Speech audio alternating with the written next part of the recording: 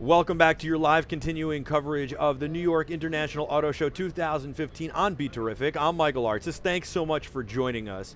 You can get us at BeTerrific TV on Twitter and Instagram. Of course, you can go to BeTerrific.com. If you go to BeTerrific.com/live, you can join our IRC chat, which we would love you to do underneath the live video player. And of course, you can also hit us up on email, connect@BeTerrific.com.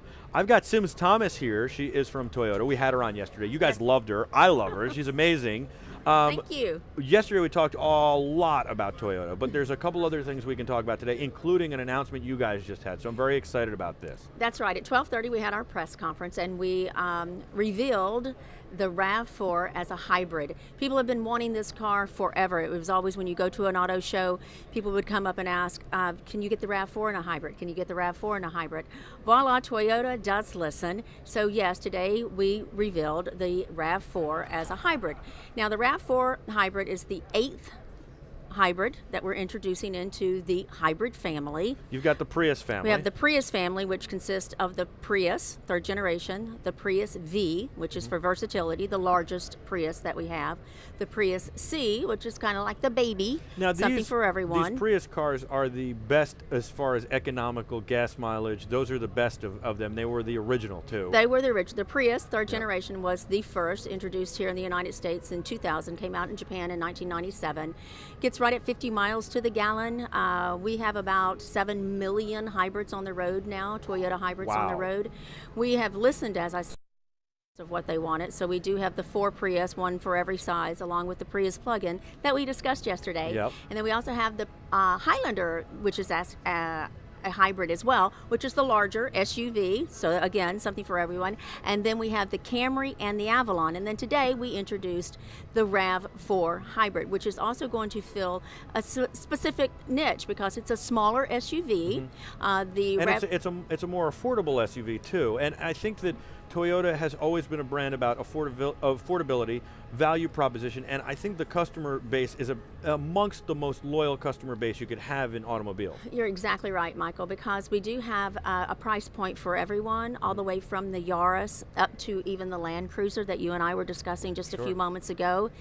So you're starting at anywhere from $14,000 for the Yaris all the way up through the scale, and also size-wise, we have something for everyone as well. Yeah. If you want something like the 3-door liftback Yaris all the way up to something large like the Sequoia. The interesting thing to me is that, and you have such great pickup trucks, you have such great cars, you have such great SUVs. The interesting thing to me is what you said about the RAV4. I think the reason people wanted it so much is it really falls in the middle. And the middle, it seems like everybody I know in any industry who manufactures or owns a company, they always say the middle is where most people are attracted. You can have here and you can have here, but the middle is what you sell the most of. Let's say the size medium, right? And I think that the RAV4 fits that. It's a really good price point. It's a smaller SUV. And now you have a hybrid in that, and it's kind of like the middle. It kind of works for so many different people from so many different walks of life, for so many, because it can be a family car, it can be a utility car, it can be this, that, the other thing. It's 4x4, it's affordable, and it's a hybrid now.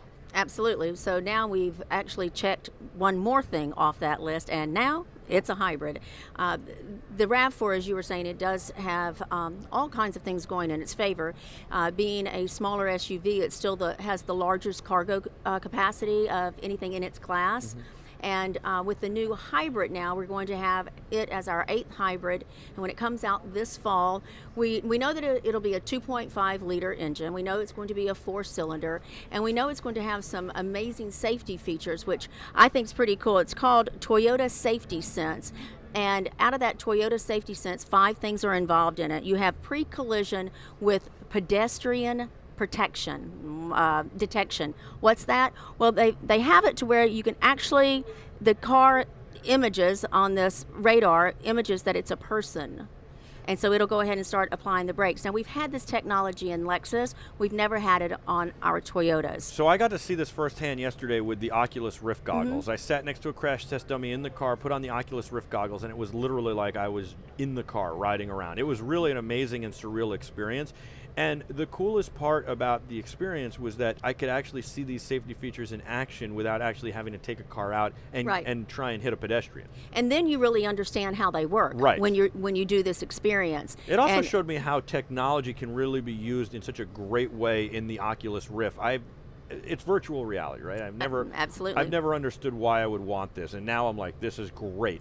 Yeah, because this what he's talking about, this demonstration that they have going on right now in the Avalon, it's 360. I mean, you can turn this way and you're still seeing everything. You can turn this way and you see the whole road ahead of you. And then when the car stops in front of you that you didn't know, and the driver goes, oh, that car's stopping, you can feel that the car has gone ahead and applied the brake pressure along with an alarm system to let you know that. The amazing thing is I'm just wearing these goggles, and I literally felt Yes. physically like we were stopping and I was moving back in the seat. I know realistically as a human being that did not even happen to me. Right, I know. I felt like we were driving. But you're doing this, weren't you? Yeah. You're making yourself stop. So you've got the braking system in this, which is great. I like that. Right, so you have 5 things that are going to make up Yeah. this system. So you do have the pre-collision with pedestrian detection. You also have pre-collision, which is what you and I are talking about, that's currently on the Avalon. You also have lane keep assist, so that if you're going down the road, which you also experienced yesterday, Yep. and you start to move over, it will also let you know that you've crossed over the line, Sure. and it'll have an audible deet, deet, deet Yeah. that you've gone over the line. And then we also have on the new one auto high beam. So if you have your high beams on and someone's coming at you, it automatically lowers it, then it turns it back on, so you don't have to worry about that. I love that because I rarely use my high beams because I don't want to be going click, click, click, click, Right. click, click, click, click. I guess I'm a little bit lazy in that regard. And then the 5th thing on it is dynamic radar cruise control, which again, if someone is, if you're cruising down the road and you've set your cruise control and the car in front of you, for whatever reason, slows and you've narrowed or shortened your distance between that car, it will go ahead and brake and slow it down for you. It doesn't disengage. You keep going at that rate until that either moves out of your way or it speeds back up, then it'll resume on.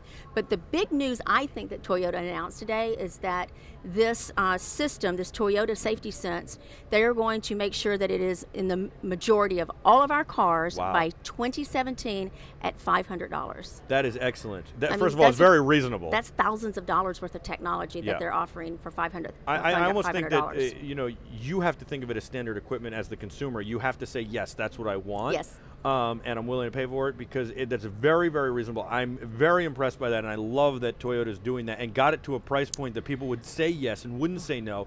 And by 2017, we're talking 2 years from now, so it'll be available in the new RAV4, and then you'll be able to get it in the Camry, and Yes, sir. you'll be able to get it in the Highlander, and you'll be able to Exactly. get it into all the other, or most of the other vehicles. Same thing that happened with backup cameras. Yeah.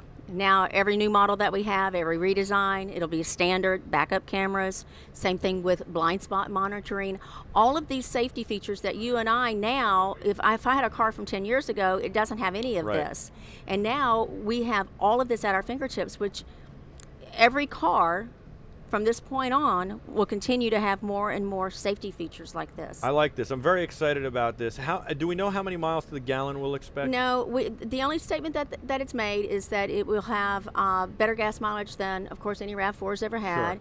It's will have more power as far as the power source, the Sure. horsepower, than any RAV4 we've ever Wow. had, and that it comes out this fall. Excellent. And we don't have a price point yet, but again, I can't think that we vary too much out of the line. Right. Yeah, I was of what going to say it'll be normally probably in is. line with everything else. That's Yeah. very exciting news. It is. I went and took a good look at the FT-1 last night. Showed my son. We did a little FaceTime. Yeah. He's Jack. He's almost 2 years old, and I gave him a little FaceTime tour of the place. And I got to tell you something. I'm really excited about this car. It has to be made. Can we do something about this? Because this is a car that has to be made. I think it's like, to be honest with you, I'm a fan of the NSX. I think this is like a Supra and an NSX got together and had a kid. Yeah. It to me would be like the ultimate Japanese sports car. I think it could overtake the GTR. I'm very excited about this car. It's so gorgeous inside and out. I think it's got to come to market. Well, I'm with you. I have a 25-year-old son Yeah. named Jake, and I he like that. too, we could FaceTime and I would do this with him, and he'd say, you got to make this car. And he's along with you. If you made this car, it would appear to me so many people have said, this is the car of my dreams. Yeah. I will buy this car. If you make it, I will buy it. You would be able to line people up all the way around the corner and back for people that want to go ahead and sign up for it. So why not do it? You know, I don't know that I can't say that they would make it just like this, but what they have done is show us, taken the heritage of Toyota. You mentioned the Supra, the GT, the Celica, the MR2. I mean, I was going to say, even the MR2. Yeah, just take it as a whole big group together, and a little bit of a design element here, a little bit of a design element here. And they told the county designers, come up with this. What is it that you dream? What is it that you want? And they made this car, the FT-1, and it's aerodynamically sleek and gorgeous and has cut lines, and you see the exhaust fans in the front for the intake, and you see the cockpit-like interior with the heads-up display. Everything is at your fingertips. There are no door handles on this. You know, it's sensor activated. So I think that if we do come up with something, it's going to take some design clues from this. I want this one, though. I want this one. Look, you could do that for like the $25,000 to $35,000 market, but how about have a Toyota, real Toyota supercar to compete with the GTR, to compete with the NSX, to be there competing with the exotic car brands, Porsche and Ferrari and McLaren and Maserati and all this stuff, because to me, I think it would just be so amazing, and to me, it's really never happened for Toyota. The Supra is cool, but it wasn't a supercar, and I think that there's a marketplace for it. I think that, you know, Lexus has shown that with the LF, which it looks a little bit like this car, but this is different, and this is awesome. And this is Toyota, and like you're talking about the Lexus, it also has a large price tag on it. Right. And you and I were also talking about pricing and where we can fit things in with the pocketbook of Toyota. Couldn't this be in like a $65,000 range? I think it could. Now, whether that will ever become a reality, no one is saying. Again, what the information we're getting is that we're taking design cues, but they're listening. We're writing all of these comments down because it would. Can you imagine the sensation if all of a sudden we're at the New York Auto Show in 2 years and we do a reveal and it looks a whole lot like that car? First of all, I want to do it live on BeTerrific. All right, all right, so let me know. Yeah. Don't leave me out. I won't. But yeah, I cannot imagine. Yeah. It would make news everywhere. I mean, and you guys have isn't it the Scion that's the same platform as the Subaru, yes. the BRZ? Yeah. What's the Scion? Is it the TC1? No, you're talking about the FRX. FRX, yes. Thank you. And that's a great car. Absolutely. Yeah, so when we had the Celica go out of our lineup in 2008, we just send people over for the FRX because like that has the 1.8 liter. Is very much like the Celica was in our lineup. I think I think you would look good in the FT-1. Yeah, I would. I agree. And by the way, I drove the sim. It's amazing. Oh, awesome. You got the little sim there. Yes. That's cool.